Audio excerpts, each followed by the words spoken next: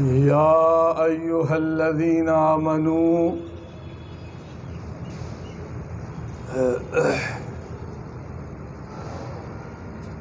كتب عليكم الصيام كما كتب على الذين من قبلكم لعلكم تتقون۔ چمنستان مکتب کی بہار جناب صدر ذی وقار، معزز اساتذہ کرام اور عزیز طلباء، ارشاد باری تعالی ہے، اے ایمان والو، کتب علیکم الصیام، تم پہ روزے فرض کیے گئے، تم پہ روزے لازم کیے گئے، کوتبہ لکھے گئے۔ یہ فعل ماضی مطلق ہے، گویا کہ زمین آسمان بننے سے پہلے لوح محفوظ میں لکھا گیا ہے کہ امت محمدیہ پر ماہ رمضان کے روزے فرض کیے گئے۔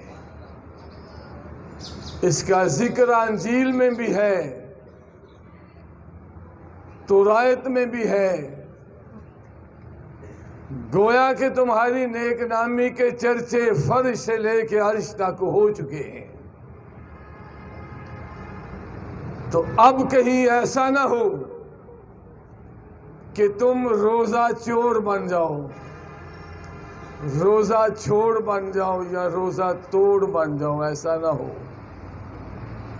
جو تمہاری نیک نامی ہو چکی ہے فرش سے عرش تک، اس کو بدنامی میں نہ بدلنا۔ ماہ رمضان المبارک اذا دخل رمضان فتحت ابواب الجنہ، جب ماہ رمضان آتا ہے تو اللہ رب العزت جنت کے دروازوں کو کھول دیتے ہیں۔ وہ جنت جسے 11 مہینے ماہ رمضان کے لیے سجایا جاتا ہے، جو ہی ماہ رمضان آتا ہے تو جنت کے دروازوں کو کھول دیا جاتا ہے۔ غلقت ابواب جہنم، اور ماہ رمضان میں جہنم کے دروازوں کو بند کر دیا جاتا ہے، اور جو شیطان ہیں ان کو قید کر دیا جاتا ہے۔ مگر بعض لوگ شاید ضمانت پہ رہا ہوتے ہیں کہ وہ رمضان میں بھی گناہ نہیں چھوڑتے، شیطان کے ساتھ اتنے مانوس ہو چکے ہیں کہ اب شیطان نہیں، پھر بھی شیطانی کام کر رہے ہیں۔ تو عزیز طلباء، شیطانی کاموں سے بچنا ہے۔ فرمایا اذا داخل رمضان، جب ماہ رمضان آ جاتا ہے تو اس کے روزے جو فرض کر دیے گئے ہیں، جو روزے رکھتے ہیں، غفر لہ ما تقدم من ذنبہ، من صام رمضان، جس نے ماہ رمضان کا روزہ رکھا، ایمانا و احتسابا، یہ 2 شرطیں ہیں، حالت ایمان اور اللہ کو راضی کرنے کی نیت، حصول ثواب کے لیے، ریاکاری نہ ہو، تصنع بناوٹ نہ ہو۔ من صام رمضان ایمانا و احتسابا، جس نے ماہ رمضان کا روزہ رکھا ایمان اور احتساب کے ساتھ، غفر لہ ما تقدم من ذنبہ، اللہ تعالیٰ اس کی زندگی کے تمام گناہوں کو معاف فرما دیتا ہے۔ من قام رمضان، پھر جس نے رات کو قیام کیا، نماز تراویح ادا کی، اس پر بھی 2 شرطیں ہیں، ایمانا و احتسابا، حالت ایمان۔ ایمان کیا ہے؟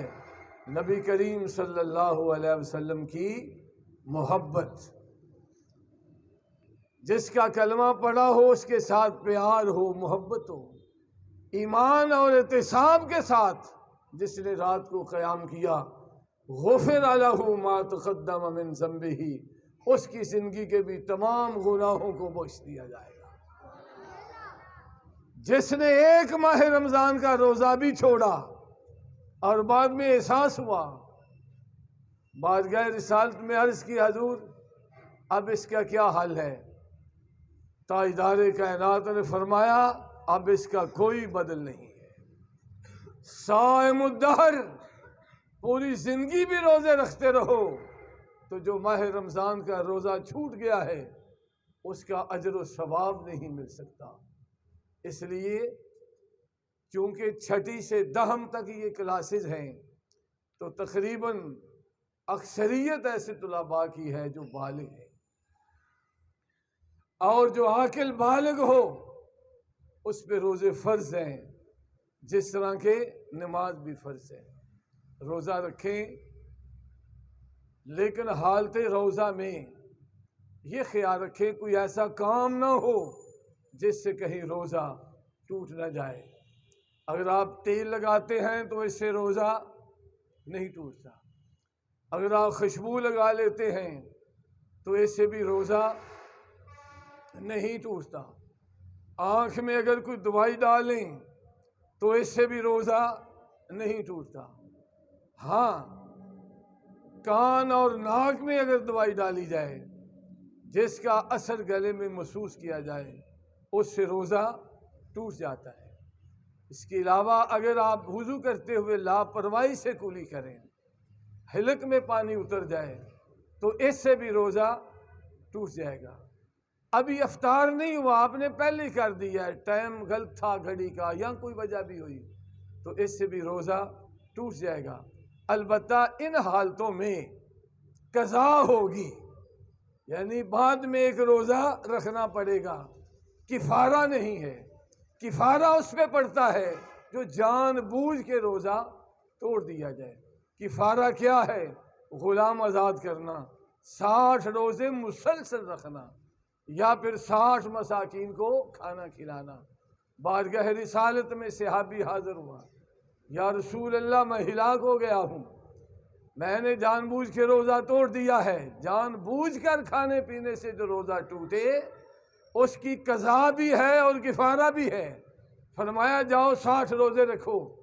حضور اگر 60 روزے رکھنے کے قابل ہوتا تو ایک کیوں توڑتا؟ آپ نے فرمایا 60 مساکین کو کھانا کھلا دو۔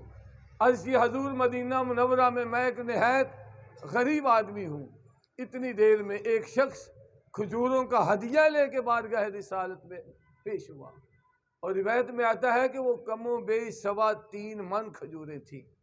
تو نبی رحمت صلی اللہ علیہ وسلم نے یہ نہیں فرمایا اس میں سے 2-4 کلو لے جاؤ، فرمایا اس نے مجھے ہدیہ کی ہے، میں ساری کھجوریں تجھے ہدیہ کرتا ہوں۔ ماہ رمضان المبارک میں حضور آپ تو ویسے ہر لمحے ہی سخاوت کرتے تھے، لیکن ماہ رمضان میں بارش سے ہوا سے بھی بڑھ کے نبی کریم صلی اللہ علیہ وسلم سخاوت فرمایا کرتے تھے اور کثرت کے ساتھ قرآن کی تلاوت فرمایا کرتے تھے۔ وہ شخص کہنے لگا حضور مجھ سے تو زیادہ کوئی غریب ہی نہیں ہے مدینے میں۔ فرمایا جاؤ تم کھا لو، اپنے اہل و عیال کو کھلا دو، یہ بھی تمہارا کفارہ ہو جائے گا۔ مگر مسئلہ یاد رکھیں، کفارہ وہی 3 ہے قیامت تک: غلام آزاد کرنا، 60 مساکین کو کھانا کھلانا، یا 60 روزے مسلسل۔ یہ جو چوتھی قسم ہے یہ اختیار مصطفیٰ صلی اللہ علیہ وسلم ہے، تاکہ قیامت تک کوئی یہ نہ سمجھے کہ نبی چٹھی رساں ہے، ڈاکیے کی مانند ہے۔ نہیں، فرمایا یہ نبی بااختیار ہے۔ وَمَا آتَاكُمُ الرَّسُولُ فَخُذُوهُ، یہ جو بھی دے لے لو، جس سے منع کرے اس سے باز آ جاؤ۔ وَمَا عَلَيْنَا إِلَّا الْبَلَاغُ۔